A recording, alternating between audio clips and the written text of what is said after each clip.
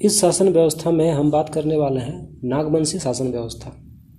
मुंडा शासन व्यवस्था में छोटे मोटे परिवर्तन करके परंपरागत शासन व्यवस्था को जारी रखा। नागवंशी राजाओं के द्वारा चलाए गए परंपरागत शासन प्रणाली को नागवंशी शासन व्यवस्था कहा जाता है।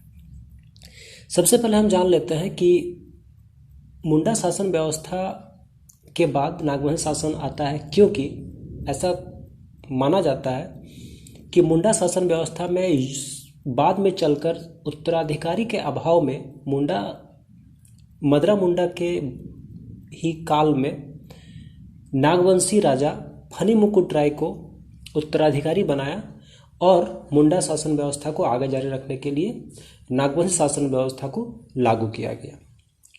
तो आइए हम लोग जानते हैं नागवंशी शासन व्यवस्था में किस स्तर पर और किस तरह से सारा व्यवस्था संचालित होता था।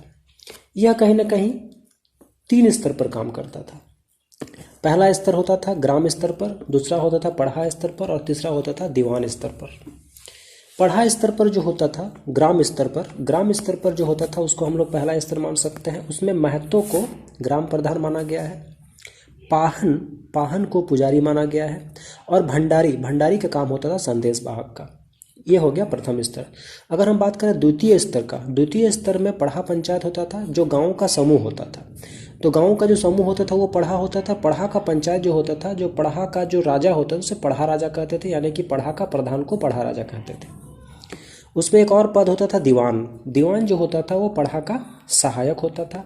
एक मंत्री होता था जो राजा का सलाहकार होता था। एक कोटवार होता था जो संदेश वाहक होता था। ये द्वितीय स्तर पर पढ़ा पंचायत में आता था, कोटवार जो संदेश वाहक होता था, जबकि प्रथम स्तर में ग्राम स्तर पर भंडारी जो होता था वो संदेश वाहक होता था। एक और पद था पनभरा जो सभा में खाने पीने का व्यवस्था करता था। ये हो गया द्वितीय स्तर। एक और स्तर था तृतीय स्तर, जहाँ पर उसे पढ़ा दीवान स्तर कहा जाता था, जहाँ पर पढ़ा का जो प्रधान जो भूईहर कहलाता था उसका परिवार भूईहर कुल कहलाता था और उसी से पढ़ा का दीवान या पढ़ा का राजा का चुनाव किया जाता था। भूईहर कौन कहलाता था? जो कहीं ना कहीं नागवंशी शासन व्यवस्था में भूईहर जो होता था वो कहीं ना कहीं उस जगह का मतलब उस जमीन को उसी ने कहीं ना कहीं साफ करके अपना खेत योग्य बनाया था और उस धीरे धीरे फिर वो गांव बनता गया। इसका मतलब है कि उस गांव को बसाने वाला जो मेन आदमी होता है वो भूईहर होता था नागवंशी शासन व्यवस्था में, और खुटकट्टीदार कहा जाता था मुंडा शासन व्यवस्था में। खुटकट्टीदार और भूईहर ये जमीन होता है और उस जमीन का जो स्वामित्व होता है, स्वामी होता है, उसे उसका भूईहर कुल का आदमी कहा जाता था। तो अगर हम बात करें नागवंशी शासन व्यवस्था में कौन सा धर्म था, तो उसमें श्रमण धर्म, हिंदू धर्म, बौद्ध धर्म, जैन धर्म माना जाता है। और ये तीनों धर्मों को उस समय के जो राजा थे और जो प्रजा लोग थे वो इन सभी धर्मों को मानते थे। तो ये तो हो गया नागवंशी शासन व्यवस्था का जो मेन जो कार्य प्रणाली था। ये कार्य प्रणाली प्रशासनिक अधिकारी, धार्मिक अधिकारी, ये तीनों का इसमें जिक्र है। इसमें कुछ और मेन जो एग्ज़ाम में पूछा जाता है कि इसमें प्रमुख राजाओं के नाम, तो प्रमुख राजाओं के नाम इस प्रकार है। प्रथम जो राजा है फनी मुकुट राय, जिनको हम संस्थापक या आदि पुरुष के नाम से भी जानते हैं, जो नागवंशी शासन व्यवस्था का स्थापना किया। सबसे पहले इन्होंने अपना राजधानी को सुतियाम्बे में बनाया था। सुतियाम्बे में इनके अंतर्गत 66 परगना आते थे उस समय।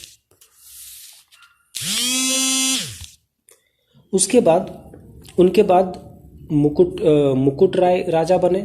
उनके बाद प्रताप राय राजा बने, जो अपना राजधानी को स्थानांतरित करके चुटिया ले गया। स्वर्ण रेखा नदी के तट पर वो अपना चुटिया में अपना राजधानी बसाया।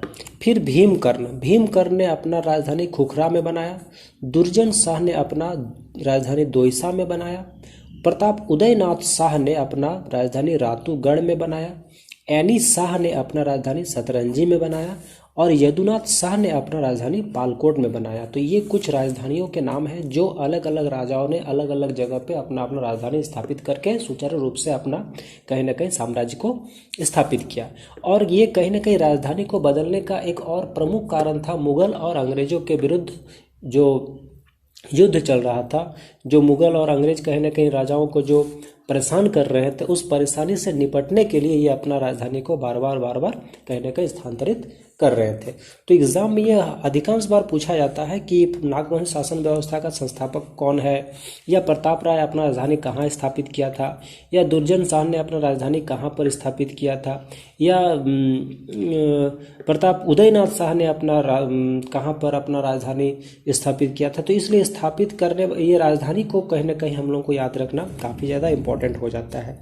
और एक चीज़ जो होता है एग्जाम में ये पूछा जाता है कि ऐसे कुछ मंदिरों का निर्माण कहीं ना कहीं नागवंश शासन व्यवस्था के राजाओं के द्वारा किया गया था, और ये काफ़ी ज़्यादा इंपॉर्टेंट है। झारखंड में जितने भी मंदिर हैं उनमें जितने भी प्रसिद्ध मंदिर अभी भी हैं उन सभी का निर्माण में कहीं ना कहीं बहुत बड़ा योगदान नागवंशी राजाओं का रहा है। तो आइए हम लोग एक नज़र देख लेते हैं कौन कौन से ऐसे मंदिर हैं जो नागवंशी शासन काल में हुआ और नागवंशी राजाओं ने किया। सबसे पहले हम देख लेते हैं हापामुनि मंदिर। हापामुनि मंदिर का निर्माण कहीं ना कहीं शिवदास कर्ण नामक नागवंशी शासक ने किया था। जगन्नाथ मंदिर रांची का जो बहुत ही प्रसिद्ध मंदिर है, जो 1691 में इसका स्थापना किया गया, ये ऐनी शाह नामक नागवंशी राजा के द्वारा किया गया। नवरत्नगढ़, ये राजा प्रसाद नागवंशी राजा के द्वारा इसका स्थापना किया गया। भीम सागर नाम जो सागर है, जो डैम है, उसका निर्माण भी भीमकर्ण नागवंशी शासक के द्वारा किया गया। विष्णु मंदिर जो कोराम्बे में है, गुमला में, वो कहीं ना कहीं छत्रकर्ण के द्वारा किया गया। सूर्य मंदिर जो है सुताम्बे में, वो फनी मुकुट राय के द्वारा किया गया। तो इस प्रकार से ये कुछ निर्माण एग्ज़ाम में आ जाता है, और कुछ जो ऐसे राजाओं और उनका राजधानी जो है ये भी एग्ज़ाम में आ जाता है। और ये जो शासन व्यवस्था है इसमें 3 प्रकार का 3 स्तर पर शासन होता था, और ये शासन का जो पद होता था वो कहीं ना कहीं पद से भी कुछ सवाल आ जाते हैं। तो इस वीडियो के माध्यम से आप नागवंशी शासन व्यवस्था को शॉर्टकट तरीके से बहुत हद तक जान पाए होंगे, और एग्ज़ाम के पॉइंट ऑफ व्यू से ये काफ़ी इंपॉर्टेंट है। तो इस तरह से मैंने और भी अलग अलग शासन व्यवस्था के बारे में वीडियो बना के पहले से अपलोड करके रखा है। अगर आप लोग मेरे इस चैनल पर नए हैं तो इस चैनल को सब्सक्राइब करें, क्योंकि मैं अभी जितने भी छोटे छोटे कंटेंट के माध्यम से, छोटे छोटे वीडियो के माध्यम से सभी कंटेंट को टच करने वाला हूं, और टच करके उसको बहुत ही उसका निचोड़ निकाल के और वीडियो के माध्यम से अपलोड करने का प्रयास करूंगा, जिसमें आप सभी तमाम परीक्षार्थियों को बहुत हद तक लाभ मिलने वाला है। क्योंकि आप जैसे भी जहां से भी पढ़ रहे हो वो तो सही है, लेकिन कहा जाता है कि ये जेपीएससी का जो सिलेबस होता है वो इतना वास्ट होता है कि अगर आपको कहीं से भी कुछ भी मिल रहा है एग्ज़ाम से रिलेटेड, सिलेबस से रिलेटेड, तो you must have take it. Okay, आपको इसको ले लेना है, क्योंकि पता नहीं कहाँ से कौन सा क्वेश्चन अराइज हो जाए। तो मैं ये नहीं कर रहा हूँ कि ये आप देख के आप एकदम 100% एग्ज़ाम क्वालिफाई ही कर जाओगे। ऐसा कोई भी चैनल वाला, कोई भी यूट्यूबर वाला, कोई भी बुक्स ऐसा दावा नहीं कर सकता है। तो मैं कैसे करूँ? इसीलिए मेरा आपसे बस इतना ही आग्रह है कि इस वीडियो को एक बार आप ज़रूर देखें, और पसंद आए तो इस चैनल को सब्सक्राइब जरूर करें, ताकि आपको मेरे तरफ से कुछ मदद अगर मिल सके, और कुछ अगर आपका जो प्रिपरेशन है, प्रिपरेशन में अगर थोड़ा सा भी कहीं से कहीं आपका इस वीडियो से मदद हो तो इस चैनल को ज़रूर लाइक करें और इस चैनल को सब्सक्राइब करें। और अगर कुछ अलग से आपको वीडियो चाहिए छोटा सा शॉर्टकट तरीके से, तो कमेंट बॉक्स में आप लिखें। मैं 100% प्रयास करूंगा कि आपको वो सारा कंटेंट छोटे छोटे वीडियो के माध्यम से आप लोगों तक पहुंचाने का मैं कोशिश करूंगा। धन्यवाद।